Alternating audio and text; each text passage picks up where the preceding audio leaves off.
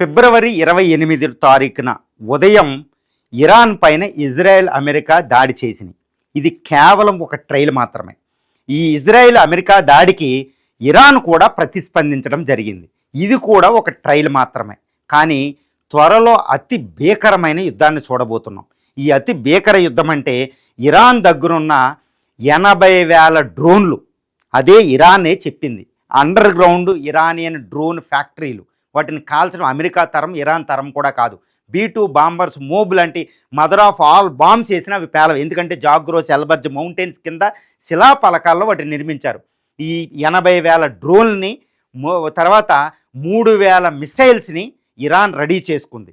అది ప్రయోగించిందంటే అమెరికా ఆ ప్రాంతంలో ఉన్న 28 ఎయిర్ బేస్లు, ఆర్మీ బేస్లు, అమెరికా ఎయిర్ క్రాఫ్ట్ క్యారియర్లు ఇజ్రాయెల్ భస్మీ పటలం అవ్వాల్సింది. ఎందుకంటే అమెరికా యొక్క ఎయిర్ డిఫెన్స్ సిస్టమ్లో ప్యాట్రాయిటు, అదేవిధంగా థాడ్ లాంటి ఎయిర్ డిఫెన్స్ సిస్టంలో ఇజ్రాయెల్కి ఉన్న డేవిడ్ స్లింగ్, ఐరన్ డ్రోములు పనిచేయవు. వాటిని చొచ్చుకుని వెళ్ళగలిగితే. కాబట్టి ఇరాన్ నుంచి ఇప్పుడు దాకా జరిగింది ఒక ట్రైల్ మాత్రమే. ఆ ట్రైల్లోనే బంపర్ హిట్ చూపించింది.